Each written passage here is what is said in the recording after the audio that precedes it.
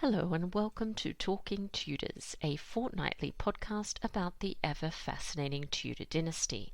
My name is Natalie Grueninger and I'll be your host and guide on this journey through 16th century England. Are you ready to step through the veil of time into the dazzling and dangerous world of the Tudor court? Without further ado, it's time to talk Tudors.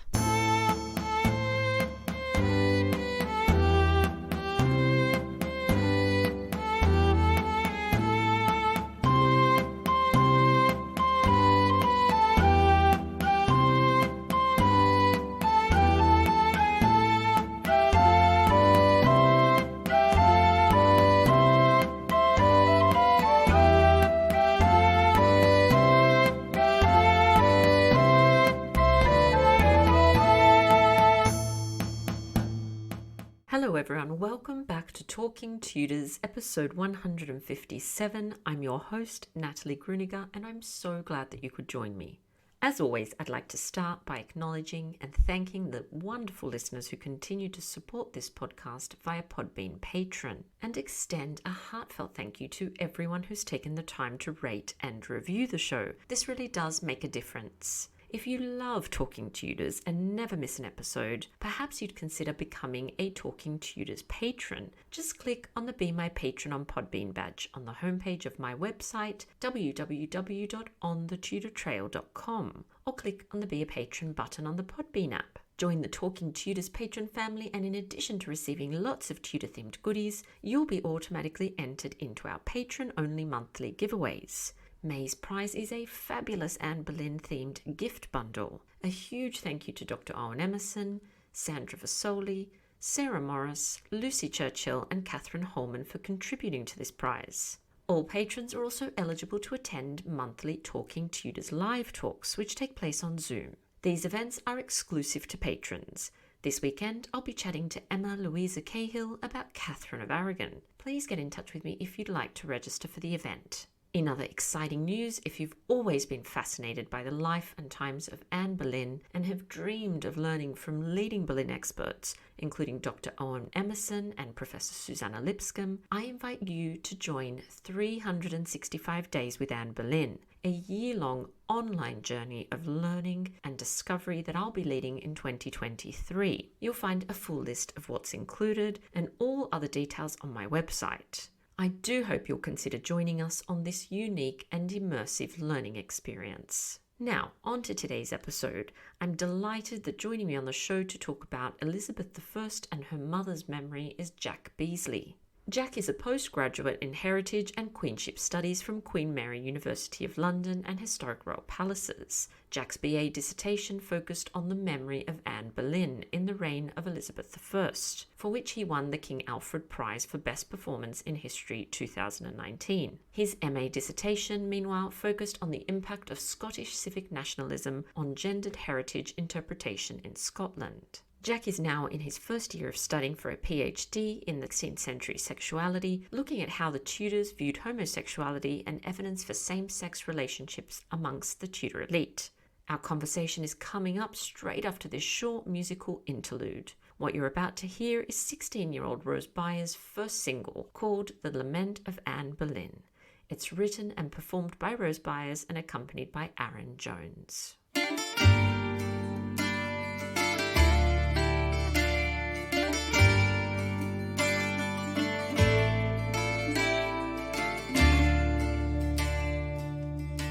Now here I sit before I die in the Tower of London, until my life it is nae mair, and my soul it drifts away.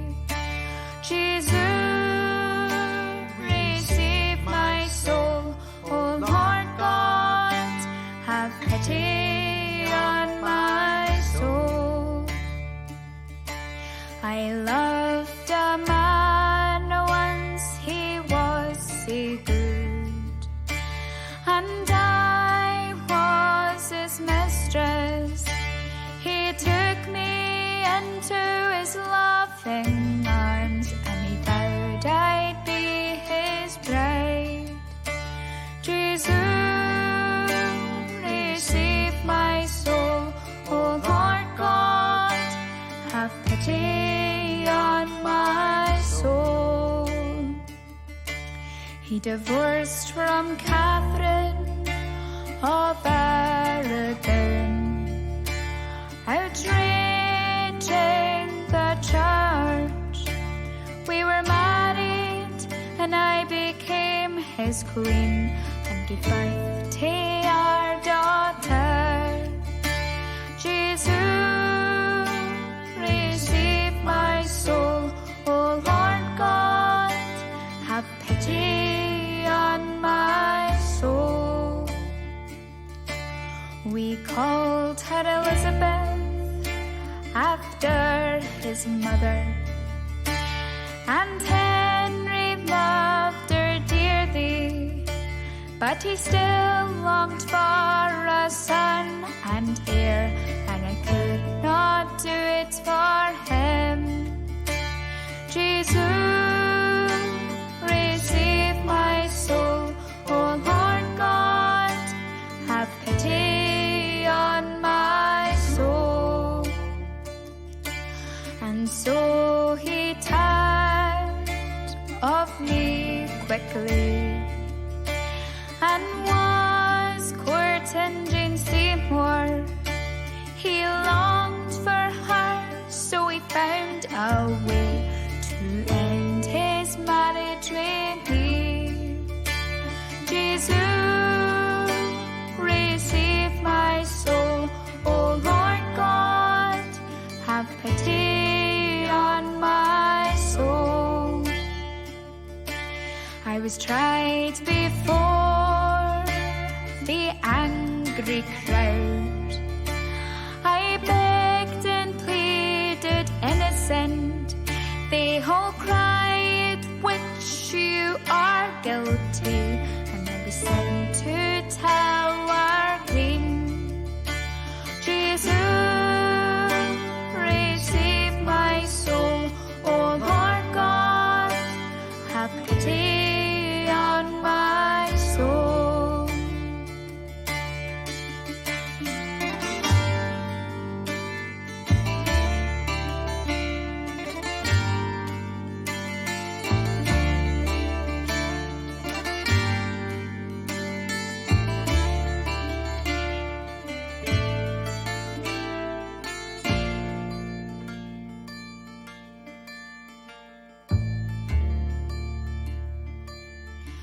I wear my blood red petticoat hidden underneath my gown. They pulled and pushed me down, and my time is nearly done. Jesus, receive my soul. O Lord God, have pity on my soul. And so goodbye to one and all, and to my darling daughter, I must go and leave this world. Please forgive me when I'm gone. Jesus, receive my soul. O Lord God, have pity on my soul. Welcome to Talking Tudors, Jack. How are you? I'm good, thank you. Thank you for inviting me. Yes, it's lovely to chat with you. I've been looking forward to this. So let's begin by you just introducing yourself to our listeners and just telling us a little bit about your background. Yeah, so my name is Jack Beesley. I'm 23 and I'm currently studying for my PhD in 16th century sexuality. Before that, I studied for my MA at Queen Mary University of London with Historic Royal Palaces, which involved lots of work experience at Hampton Court and the Tower of London. So that was fantastic to see all of that. And then before that, I studied for my BA at Winchester University, where I wrote my dissertation, The Legacy of Anne Boleyn in the Reign of Elizabeth I, which contributed towards me winning the King Alfred Prize for Best Performance in History 2019. And then obviously that's the discussion of our podcast today. Yes, exactly. And I've had the pleasure of reading your wonderful dissertation, which was entitled The Impact of Anne Boleyn's Legacy in the Reign of Elizabeth I.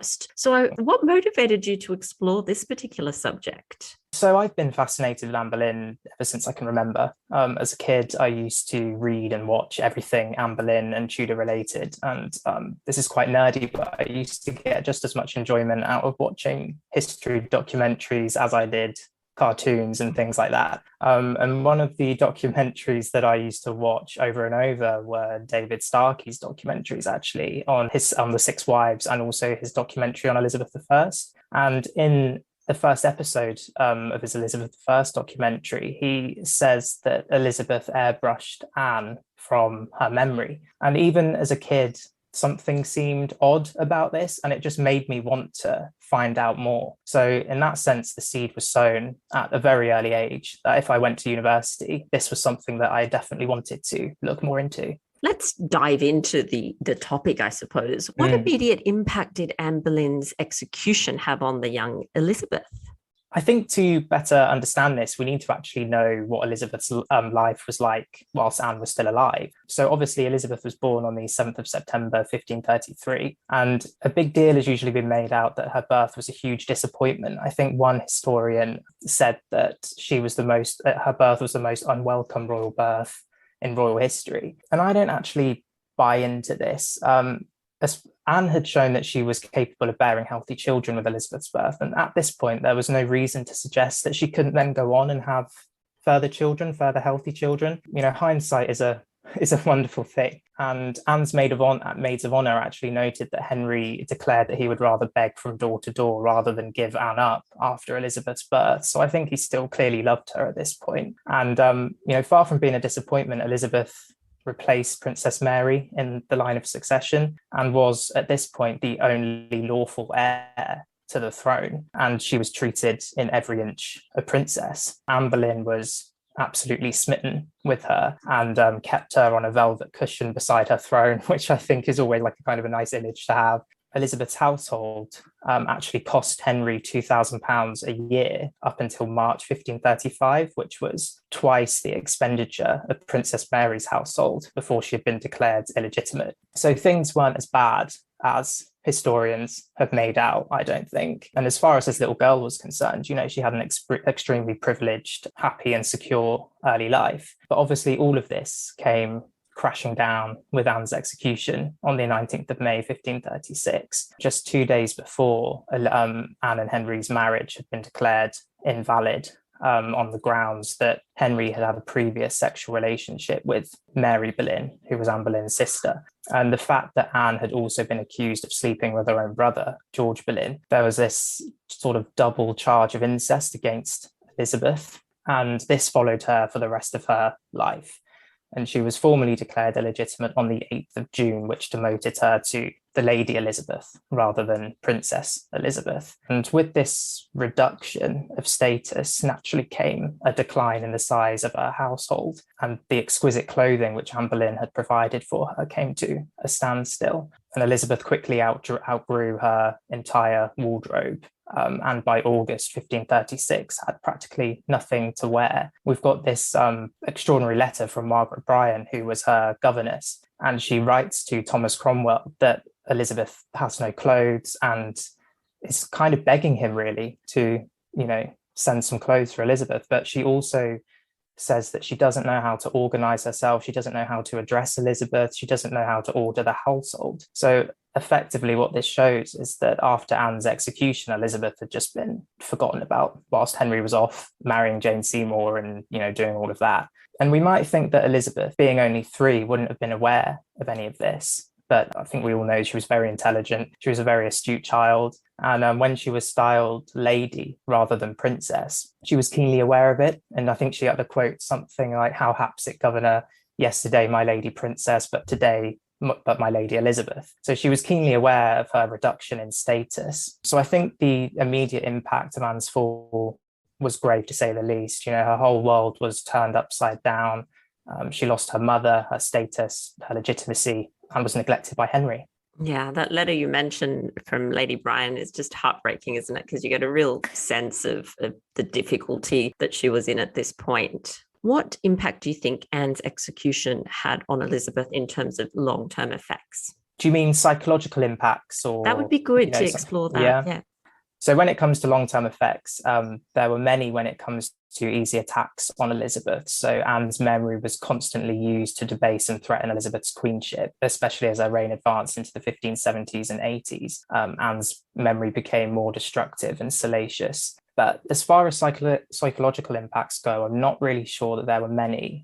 Some historians have noted that Elizabeth suffered from the Oedipus complex, which is where a child has a sort of sexual desire for the parent of the opposite sex and a sense of rivalry with the parent of the same sex. And this has been used to sort of explain Elizabeth's adulation of Henry and her silence surrounding Anne. But actually, I don't really buy into this. I think Elizabeth's affirmation of Henry was really centered around people accusing her of not being his child, and she needed to protect her legitimacy and claim to the throne. So, and the fact that Anne's legacy was used to tarnish her reputation and her claim to the throne, it was just politically astute for her to not associate herself too much with Anne. So I think that, so there's definite insecurity there, I think, which can be seen as a psychological long-term effect of Anne's execution, insecurity around her legitimacy. I think also her refusal and I think fear of marriage stems from Anne's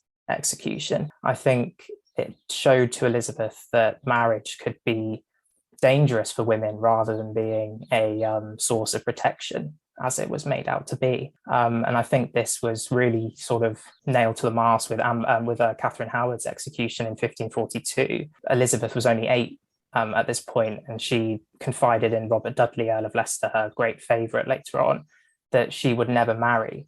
So I think the seeds were sown for Elizabeth that marriage was dangerous as a young child. And then with Catherine Howard's execution, it was really nailed home. So we've got insecurity there and a fear of marriage, which I think stems from Anne Boleyn's execution. I think that's as far as it goes with psychological effects. And in terms of Elizabeth's feelings towards her mother, we have, a variety of opinions here when it comes to what people think Elizabeth thought of her mother. What did you find during your research? Yeah, so I think Elizabeth's feelings towards Anne are difficult to unravel, really, as she never spoke publicly on the issue.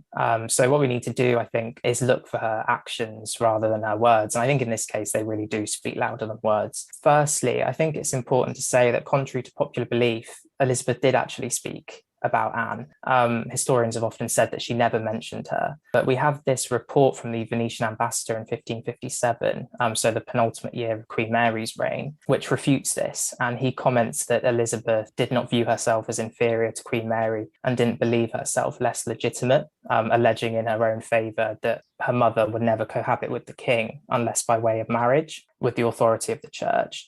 And what's important here is that he's not referring to a particular occurrence in his report or a personal discussion with Elizabeth. He's actually recording what he's heard around the court. And he says that Elizabeth alleges in her favour, and this is meaning that she speaks of this, not she said this. So it's plausible that he's referring to multiple occasions where Elizabeth actually spoke out in defence of Anne and her legitimacy. It's true that this was to defend her claim to the throne, but the fact that she is openly invoking the subject of Anne at Mary's court is dangerous because Mary hated Anne and actually wanted to oust Elizabeth from the succession due to characteristics in which Elizabeth resembled Anne. So the fact that she's talking about Anne openly at Mary's court could equally sabotage her rights to the succession. The fact that she's doing this, I think, shows that she genuinely believes in Anne's and Henry's, the legality of their marriage, and also in Anne's chastity. So I think that's really important. But when Elizabeth became queen, this is where we see subtle references to her belief in Anne's innocence and legitimacy and all of that. So when she became queen, she used Anne's heraldic badge of the white falcon, which originated from the heraldic crest of the Butlers. Anne's father, Thomas Boleyn, was later recognised as the Butler heir in 1529, and Anne adopted the badge as her own upon her marriage to Henry, that added numerous royal symbols related to her newfound royal status. And it was used really heavily in the propaganda and sort of symbolism of Anne's coronation in 1533 to symbolise that she was carrying the heir that would bring peace and stability to England. And she was, of course, visibly pregnant with Elizabeth at this point. And Elizabeth, being this sort of master of iconography and symbolism, would have been aware of the connotations that the badge conveyed. So by continuing to use it, Elizabeth was expressing her mother's legitimacy as Henry's queen. Far from being ashamed of her, she's actually tactfully using Anne's symbols to reinforce her own legitimacy, and therefore Anne's legitimacy too. And Elizabeth was also known to promote close Boleyn relatives and have a close relationship with them. For example, Mary Boleyn's children, Catherine and Henry Carey, were Elizabeth's maternal first cousins and perhaps even her half-siblings, but that's another subject, I think. And the bond between these Elizabeth and her cousins was evident even before her accession, but once she was queen, it became plainly obvious. Catherine was made Chief Lady of the Bedchamber, and Henry was made Baron Hudson. And Elizabeth's language in her letters to Catherine and Henry were also informal and affectionate. She referred to Henry as my Harry, for example. And this favour also extended then on to Catherine and Henry's children. So Henry's daughter, another Catherine Carey, was made First Lady of the Bedchamber in 1572 and died shortly before Elizabeth in 1603. And this is really important because contemporaries noted that Elizabeth was so grief-stricken at this loss that it actually hastened her own death a few months later. So they obviously enjoyed this really close bond. And Francis Walsingham even noted that this family connection in blood, when talking about Henry Carey, that it does somewhat prevail. So he's saying there that, they held great influence based on their Boleyn heritage. And this affection for her Carey cousins was also extended to lesser Boleyn relatives who were promoted really far beyond their stations due only to the fact that they were related to Anne Boleyn. And this flurry of favours didn't solely apply to those who were related to Anne, but also to those who had just been associated with her during her lifetime. So Matthew Parker, for example, had been Anne's chaplain. Elizabeth appointed her first Archbishop of Canterbury in 1559, which he only consented to in consideration of his former relationship with Anne. And this recognition didn't go unnoticed amongst contemporaries because other men began to draw Elizabeth's awareness to the fact that they had held close connections to Anne in hopes of advancement. So not only did Elizabeth enjoy, these close relationships with her Boleyn relatives, but others were also brazen enough to draw on their connections with Anne in hopes of being promoted. So I think these are really clear indications that she felt positively about Anne. But of course, I think the most striking piece of evidence is the Chequers ring. And this was commissioned around 1575. And it's a locket ring, which contains 2 miniature portraits, one of Elizabeth and one of a woman who many historians believe is Anne. Some have challenged this and actually suggested that it's Catherine Parr. I think the likeness is uncanny to descriptions of Anne's appearance and does resemble her, the few portraits that we have of her. But more importantly, there's an image of a phoenix painted on the enamel on the underside of the basil. And the 1570s was a period of much Protestant veneration towards Anne, where she was commonly portrayed as a phoenix who created Elizabeth from her ashes. And Elizabeth was also known to make use of the symbolism of the phoenix bird. We've got the phoenix portrait, for example. So I think this inclusion of the phoenix is the strongest piece of evidence for me, which points to the locket ring being a portrait of Anne, which means that Elizabeth kept a private portrait of her mother on her finger for nearly 30 years, which I think speaks louder than any words on her feelings towards Anne. Definitely doesn't sound like she airbrushed her out of her life, does it? No, it doesn't. That's very strong evidence. And the other little piece of evidence that I love is that, of course, Anne was recognised at Elizabeth's coronation. One of the first pageants had, I still don't know if it was an image of Anne or if there were actors playing. That's not quite clear from the contemporary record, but there was definitely Anne and her falcon badge there present at the coronation for all to see. So I think that really did give people permission, I suppose, to now, talk about her again and remember her, which is really lovely. So how was Anne portrayed by Protestant scholars? And maybe if you can also tell us what you think their motivation was. So obviously I'm talking now about during Elizabeth's reign. So with Elizabeth's accession, a bill was passed in 1559 that proclaimed that any record or sentence that was repugnant towards Anne was now void.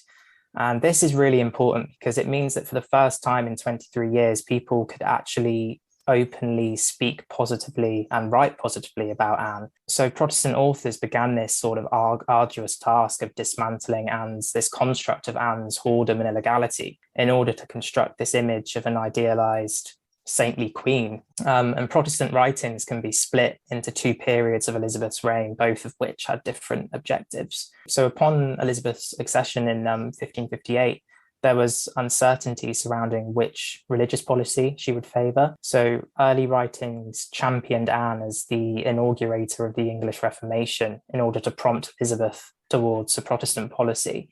Whereas later works from the 1570s sought to vindicate Henry and Anne's marriage in order to protect Elizabeth's legitimacy and claim to the throne from threats of deposition. One of the first writings that we have is from April 1559, and it's John Ulmer's An Arbroath for Faithful and True Subjects. And it was one of the first to glorify Anne, and it was a critical response to John Knox's monstrous regiment of women, which is very, very infamous even, and it attacked female monarchy. So Ulmer portrayed Anne as the root cause of the Reformation, remarking at God's capacity to work through women. So not only did this attempt to direct Elizabeth towards a Protestant policy, but it also defended and protected female monarchy. And this really set tone for future works on Anne. So similarly with Ulmer, William Latimer's A Brief Treatise or Chronicle of the Most Virtuous Lady Anne Boleyn attempted to influence Elizabeth's religious policies through Anne. Latimer was actually an evangelical who had served as one of Anne Boleyn's chaplains and had benefited from her support. So he's a big fan of Anne. And this shows in his writings. He tactfully began his chronicle on the date of Anne's recognition as queen. So removing the intricacy and scandal really that's of her rise to the throne. So he presents her as the sort of antithesis of the popular view of her as a capricious and, sort of provocative temptress. In contrast, she's presented as a solemn epitome of female virtue. She oversees the stern morality of her household. She's charitable, pious, and a protector and advocate for Protestants. And so she is this archetypal Protestant queen, and Latimer urges Elizabeth to follow in Anne's example. So subsequent works on Anne followed this premise of presenting her as a champion of Protestantism, but like I said, they then move into defending the validity of Henry and Anne's marriage. And this is due to the fact that in 1570, Pope Pius V released a bull of excommunication against Elizabeth, while conspiracies such as the Rodolphi plot of 1571 planned to place Mary Queen of Scots on the English throne. And these conspiracies to place Mary on the English throne enjoyed papal support. So there was really this growing need to protect Elizabeth's regime as the divide between Catholics and Protestants began to widen. So we have Ulpian Fulwell's The Flower of Fame, which was published in 1575. And this was a piece of pro-Tudor propaganda, which included verse poetry on a selection of Henry VIII's queens. And Fulwell included two poems on Anne in this collection, which both reinforced her legality as Henry's wife, but also addressed the controversial subject of her death. And I think this is the first time where she's presented as a phoenix. So obviously being a mythical bird that regenerates from its own cinders, the phoenix is associated with immortality and longevity. So what Fulwell's doing here is proposing that Anne continue to live on through Elizabeth. Fulwell's Anne is comparable to a religious prophet whose beauty and intellect and piety reflected the ideal of queenship. And obviously by reimagining Anne as a phoenix, he's by association conferring these qualities onto Elizabeth. The bravest and my favourite actually of Protestant writings on Anne was John Bridges' Supremacy of Christian Princes. And this was published in 1573, and it went so far as to attack Henry and Catherine of Aragon's marriage, therefore actually claiming that Catherine was never Henry's legal wife, which means that Anne was his first legal wife, and therefore that Elizabeth was Henry's first legitimate heir. And what I like about it is that Bridges scrutinises Henry's accountability for Anne's downfall, which I just think was incredibly brave to do.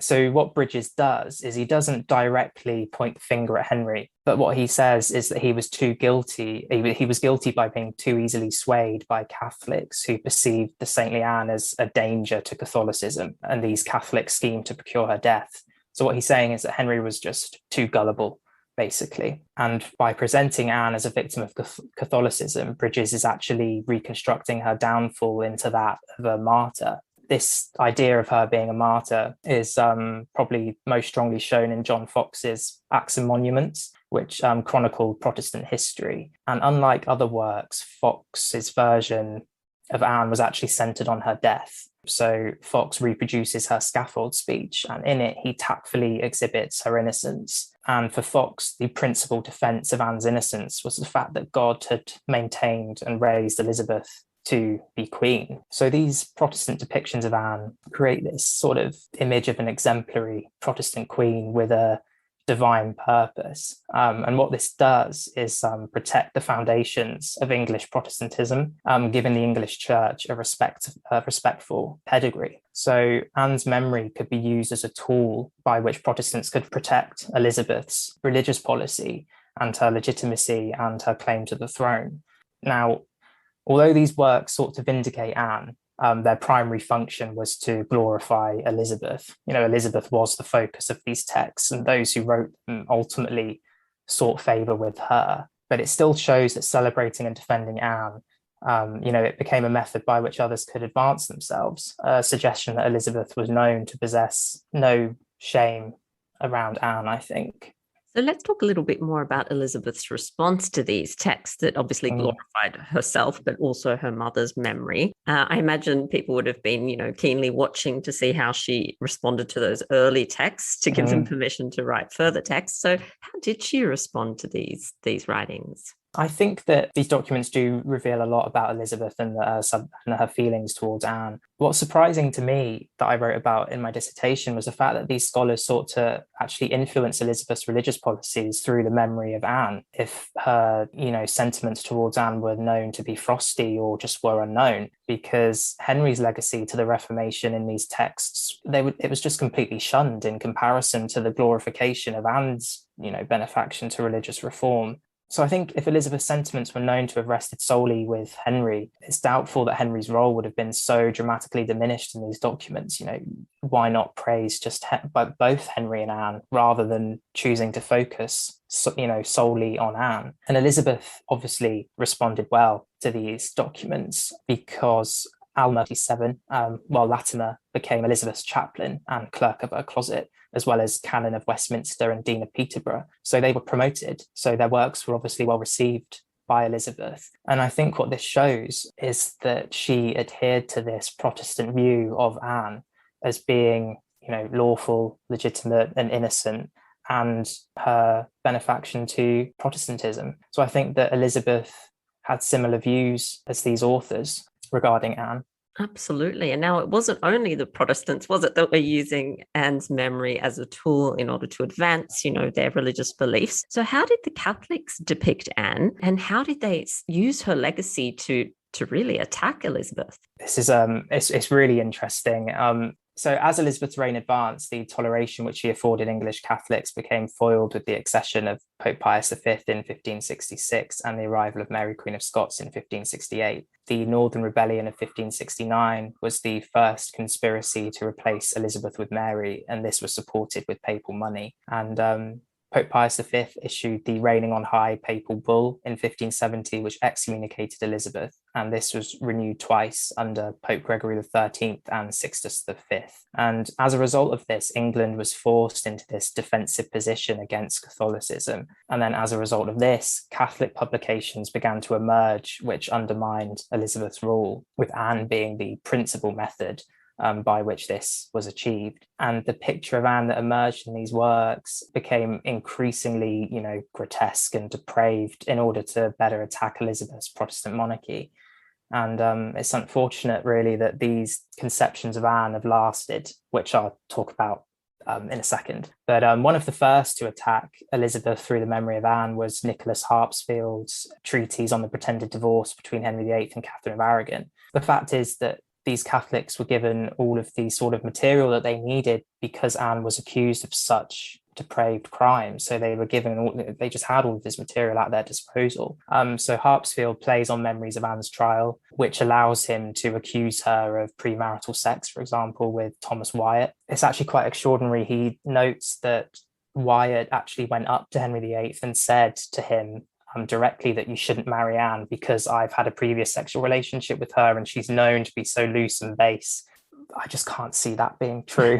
That Thomas Wyatt would be so brave as to go up to Henry VIII and say, I've had sex with Anne, so don't marry her. And what Harpsfield also does is touch on ideas of witchcraft. He remarks that Henry's, biggest misfortune in being seduced by this, such an incestuous and depraved woman. And this idea of witchcraft was taken further with Nicholas Sanders' The Rise and Growth of the Anglican Schism, which was published in 1585. And this was a very, very important work because it was the first to appear in print, which provided readers with a comprehensive account of the Reformation from an English Catholic outlook. And it did a lot to shape European perspectives of the English Reformation. So the Anne Boleyn who emerged from this was taken as literal by many throughout Europe. And, he notes that she had a projecting tooth under her upper lip and on her right hand 6 fingers. But in the same sentence, he also says that she was pretty to look at. So it's, very, very contradictory. He also then plays on ideas of witchcraft. These were all obviously playing on images, 16th century images of witches. But what he does, which I think is the most craziest thing really, is that he says that Anne was Henry's own daughter. So he notes that Elizabeth Boleyn, who was Anne's mother, had actually been a mistress of Henry VIII, and that Anne couldn't have been Thomas Boleyn's daughter because he was away in France when Anne was conceived. Completely not true. So actually, he's saying here that Henry is having, relations with his own daughter, which means that Elizabeth is also extremely incestuous. And he really plays on this by saying that Anne's last miscarriage was a shapeless mass of flesh. And that's, this 6th finger reference and her last miscarriage being a deformed fetus. This is the first time that these came up. And unfortunately, it has sort of creeped into the intellectual framework which surrounds Anne and has lasted until now. And Sanders' principal aim in writing this was to depict the Reformation in the most abhorrent light possible and to tarnish Elizabeth's queenship. And his attacks were designed to taint Elizabeth's bloodline and bring her queenship into doubt. He identifies Anne's body as this sort of grotesque productive system which produced deformed children, as a result of her sexual corruption, witchcraft, and heresy. And importantly, the witchcraft was believed to be hereditary. So what he's doing here is actually inferring that Elizabeth could have inherited these, witchcraft as well. And Sanders' slants quickly found their way into far-reaching documents during the year of the Spanish Armada. And these documents were created to incite rebellion and depose Elizabeth. And it was really a testament, I think, to how Anne's memory could be used on this sort of global scale against Elizabeth. So Pope Sixtus V, he renewed the reigning on high papal bull in a declaration of the sentence and deposition of Elizabeth. And in this, all English and Irish subjects were released from their obedience to her. And he also supports the assassination of Elizabeth. And the method by which he attempted to achieve this was through listing Elizabeth's inadequacies as a monarch. And Anne Boleyn features as the second cause of Elizabeth's excommunication and was used to justify her assassination. So at this point, Elizabeth is deserving of death for simply being the daughter of Anne Boleyn. And this was reinforced in William Allen's an admonition to the nobility and people of England and Ireland. And this was, again, devised in 1588 and supported the Pope's sentence, but listed Elizabeth's parentage as the principal reason for her inadequacy as queen. And Allen returns to the subject of Anne, reiterating Elizabeth's illegitimacy and reminding readers of the reasons why Anne was executed. So back to one of the earlier questions, the long-term effects of Anne's execution lasted until 1588.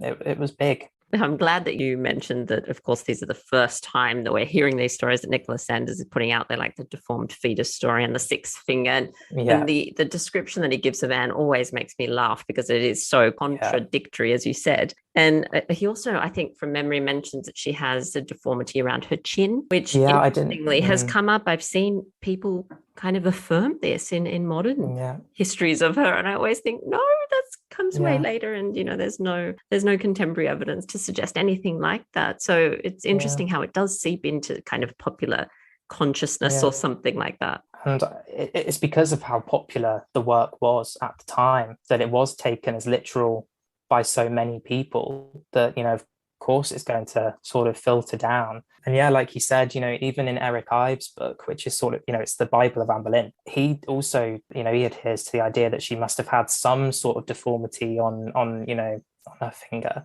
Like you said, there's just no contemporary evidence to suggest that she did. And if she did have any type of deformity, she was so hated that it would have been noted by her contemporaries. And of course, her body was actually exhumed in the Victorian era, and they noted that there was no deformity on her skeleton. So, I really do think it was completely made up in order to attack Elizabeth. Yeah, absolutely. And I think we also have Nicholas Sanders to thank for her having black hair, that we've all sort of just come to assume that her hair was, her hair was probably auburnish, I think. But the fact, he was trying to paint the picture of a witch, as you say, and the black hair and the protruding tooth and all this. But I don't think I've seen any other contemporary evidence to say that Anne's hair was black. No, I haven't either. I've seen that she, had black eyes, but contemporaries, noted that she wasn't the handsomest woman in the world. I think that was one description of her. But, I think how she hooked Henry was through her intellect, really. And the fact that she argued with him, but this is going into a different subject, but yeah. Absolutely. It's fascinating. Absolutely fascinating. Now, do you think that Elizabeth genuinely believed in her mother's innocence and her legitimacy? Yes. I don't see any evidence to suggest that she didn't. I think that the fact that she promoted and had close relationships with her Boleyn relatives, that she did openly speak out about Anne and Henry's marriage and Anne's chastity, that she promoted Protestant authors who wrote positively about Anne Boleyn, that she kept a portrait of Anne on her finger for nearly 30 years. I think all of this suggests that she genuinely believed in Anne's innocence and her legitimacy as Henry's queen.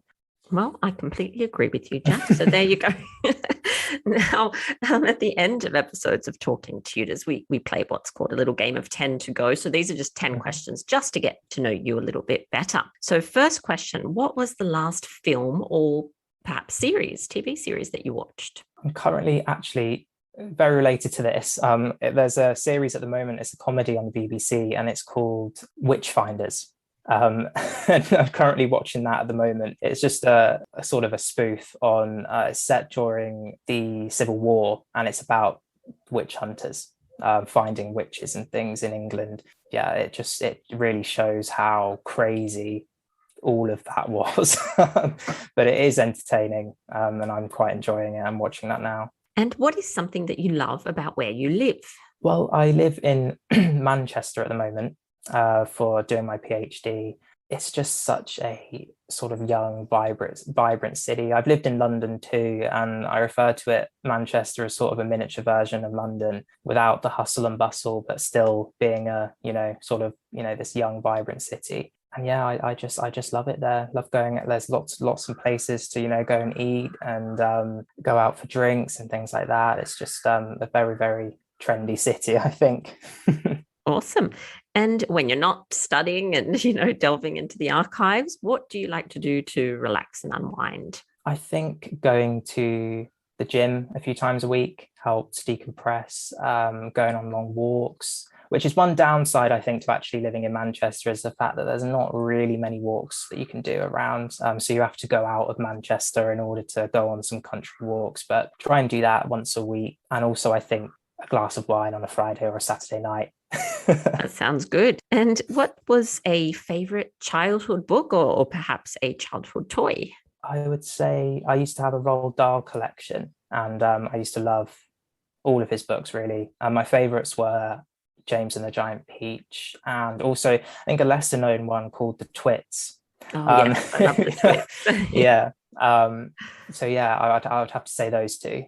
Yeah, and my they're favorite childhood fantastic. toy, I had, the old-fashioned Game Boys, which, Yes. just massive bricks flip Yeah. up. Yeah, I used to play on that constantly. What's a new skill that you would like to learn? I would like to get better at reading contemporary documents, I think, actually, without translations side to side. Yeah. And there are actually courses, I think, at my university currently where I can do that. And I think that's something that I'm definitely going to do during my PhD. Yeah, fantastic. There's actually some good ones online too that I have found when I've been searching for them. So if anyone's interested, anyone listening, I might put some links to those on the show notes, actually. Ideal Saturday night for you, Jack? Some wine and some pasta and a favorite TV show. Again, a method to relax at the end of the week. Good. So I was going to ask you what your favorite comfort food was. So is it pasta? It is, yeah, it is. I'm going on holiday actually in May to Italy, and I'm going solely really to gorge on authentic Italian pasta. Yeah. That sounds great. There's nothing like homemade, ravioli or gnocchi. That's just delicious. And what about ebooks or print books? Which would you go for? Print books. With my PhD, everything I read is an ebook, really, because you just have so much access online to everything. But, nothing can really beat having a book in front of you, I think, where you can bookmark and, underline things. And so, yeah, definitely print books. Absolutely. The Kindles are good, aren't they? Or the e-readers when you go on holiday and you don't want to obviously carry lots of books. But yeah, as you say, there's nothing like an actual book at the end of the day, holding it. It's fantastic. What about a person? It can be a contemporary person or someone from history, just someone that inspires you and maybe why they inspire you. Is it a cop-out to say that Anne Boleyn inspires me? No, please go ahead. No, as a kid, she always fascinated me. And I think inspires me because she was just so, I feel, ahead of her time that she still resonates with people today because of her intelligence and her ability to change things, I think, So, yeah, she's always been a huge source of inspiration for me, I think, and that she just completely defied the, 16th century ideals of women. She just refused to conform to these constraints, and I just think that's fantastic. And the very last thing I promise, Jack, is a Tutor takeaway. So I ask all my guests for a little something for our listeners to check out after the show. So do you have a Tutor takeaway for us? Yeah, so I contribute towards writing for Teen Queens, it's called, and it's a sort of educational blog and educational social media posts on Twitter and Instagram. And it's basically everything to do with queenship. So what we do is we choose particular queens to write about from all over the world. So not just England or Europe, but everywhere.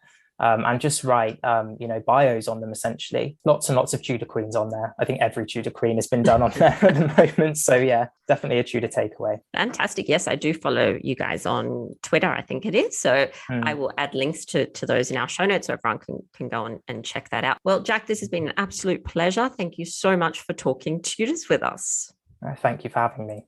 Well, that brings us to the end of this episode of Talking Tudors. Thank you so much for joining us. I absolutely love to hear from listeners, so if you have any comments or suggestions, or just want to say hi, please get in touch with me via my website, www.onthetudortrail.com, where you'll also find show notes for today's episode. If you've enjoyed the show, please share the podcast with friends and family, and don't forget to subscribe, rate, and review. I also invite you to join our Talking Tudors podcast group on Facebook, where you can interact with other Tudor history lovers and hear all the behind-the-scenes news. You'll also find me on Twitter. My handle is On the Tudor Trail, and on Instagram as The Most Happy 78. It's time now for us to re-enter the modern world. As always, I look forward to talking Tudors with you again very soon.